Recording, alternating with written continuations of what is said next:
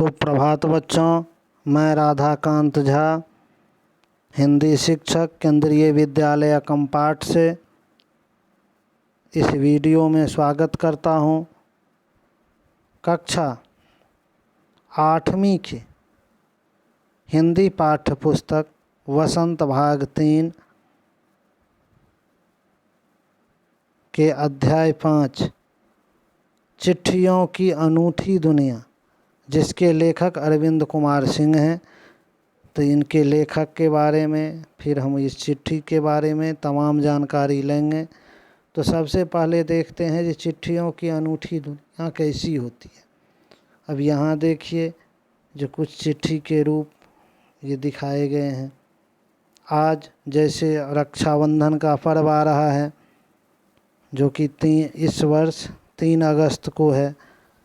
तो उस रक्षाबंधन में भी हम अपने दूर दराज के जो कोई बहन भाई अलग अलग हैं, कोई जैसे यहाँ के लोग हैं, उसके भाई अगर मुंबई में है, दिल्ली में है, कोई दिल्ली का है, उसका भाई यहाँ रह रहा है, तो वो डाक के द्वारा ही वो अपने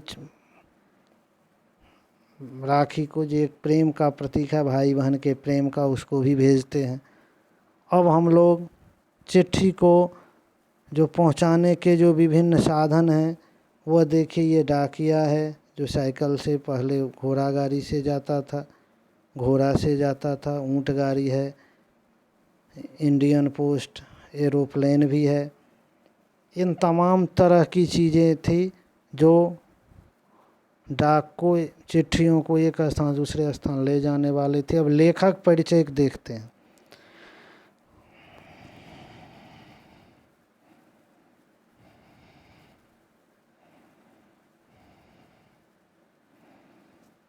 लेखक श्री अरविंद कुमार का जन्म 7 अप्रैल 1965 को जिला बस्ती, उत्तर प्रदेश में हुआ।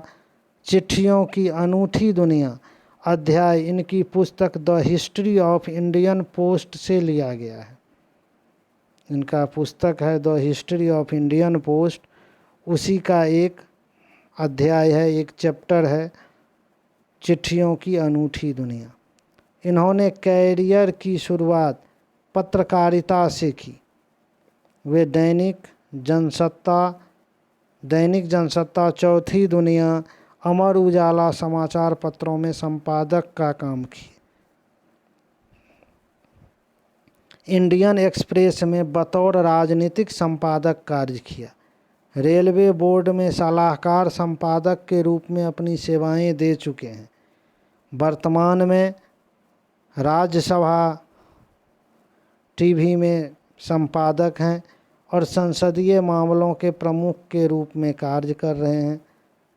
और सबसे बड़ी चीज़ जो इसमें दिखाया गया है, वो केंद्रीय विद्यालय के बच्चों के साथ लेखक जो हैं उस समय का एक दृश्य दिखाया गया है।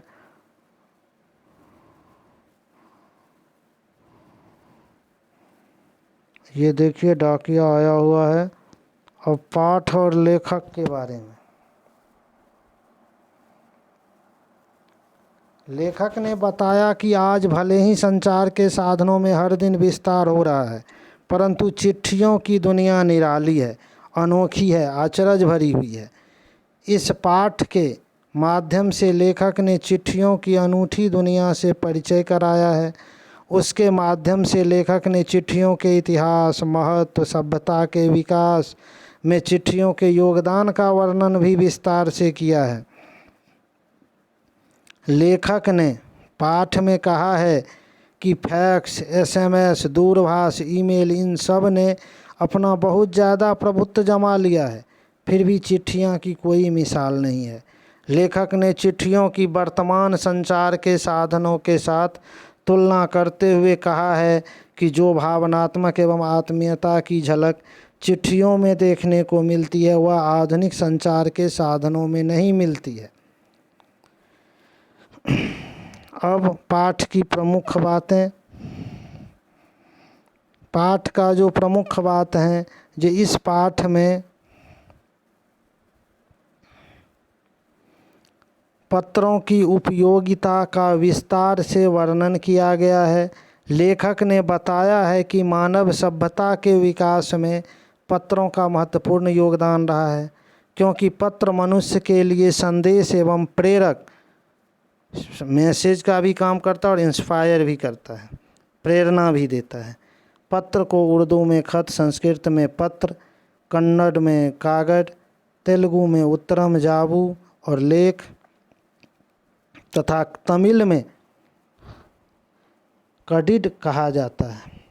पूरे संसार में हर दिन करोड़ों पत्र एक स्थान से दूसरे स्थान पर पहुंचते हैं। ये मनुष्य के जीवन को सुंदर बनाते हैं एवं पत्रों में लोग अपनी यादों को सहेज कर रखते हैं। प्रारंभ में मनुष्य ही एक स्थान से दूसरे स्थान तक पत्रों को ले जाया करते थे। इन्हें हरकारे कहा जाता था। फिर घोड़ों, ऊँटों, ट्रेन, हवाई जहाज इत्यादि संचार के साधनों के द्वारा पत्रों को डाक विभाग के माध्यम से पहुंचाया जाने लगा। जिस समय में इतने साधन नहीं थे, जगह जगह चोरी डाके भी होते थे, मगर हरकारे की जो पहचान होती थी उसे देख करके उसका इज्जत हर कोई लुटेरा भी करता था, उसको हाथ नहीं लगाता। ये उसकी इज्जत थी। पत्र संस्कृति के विकास में योगदान तो देते ही हैं, साथ ही ये बहुत बड़ी धरोहर के रूप में भी काम आते हैं। जो पुराने ज़माने हमारे दादे परदादे के समय का जो कुछ सामान हमारे घर में रखा होता है वह धरोहर कहलाता है। महात्मा गांधी के पत्र महात्मा गांधी इंडिया के नाम से आते थे और वो जहाँ भी होते थे वहाँ उनको पहुँच जाता था। बहुत से लोग पत्रों का संकलन करते हैं। महान लोगों के पत्र हमारे लिए प्रेरक होते हैं।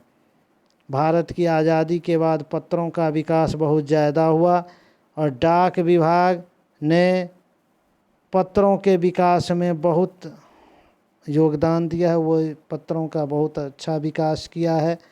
अब पत्र के विभिन्न भाषाओं में क्या कहते हैं, उर्दू में खत बोलते हैं, कन्नड़ में कागज बोलते हैं, तेलुगु में उत्तरम बोलते हैं, तेलुगु में जाबू बोलते हैं, तेलुगु में लेख बोलते हैं, तमिल में कडिड बोलते हैं, हिंदी में पाती बोलते हैं, हिंदी में चिट्ठी भी बोलते हैं, संस्कृत में पत्र बोलते हैं। अब देखते हैं इसके कुछ शब्दार्थ। दायरा, सीमाएं, अजीबोगरीब, अनोखा, SMS, लघु संदेश सेवा, शॉर्ट मैसेज सर्विस, सिलसिला, आरंभ होना, अहमियत, महत्व, हरकारा, दूत, डाक या संदेश पहुंचाने वाला, संदेश वाहक भी कह सकते हैं। आवाजाही, आना जाना, तहमीस, गहराई, प्रशस्ति पत्र, प्रशंसा पत्र, दस्तावेज, प्रमाण संबंधी कागजात, प्रमाण, प्रूफ, मुस्तैद, तत्पर, गुडविल, सुनाम, अच्छी छवि, अच्छा नाम होना, हैसियत, दर्जा, आलीशान, शानदार, ढानी, अस्थायी निवास, कच्चे मकानों की बस्ती जो गांव से कुछ दूरी पर बनी हो। इस तरह से हमने इस पाठ को समझा, इसके कठिन शब्दों को देखा। इस तमाम बातों को देखने के बाद इस पाठ को हम लोगों ने समझ लिया। अब इसके प्रश्न उत्तर भी हम लोग देखेंगे जो आगे। तब तक के लिए धन्यवाद। घर पर रहिए, प्रसन्नचित रहिए, एंजॉय कीजिए और इंटरटेनमेंट के साथ पढ़ाई भी कीजिए। फिर से एक बार धन्यवाद आप सभी को।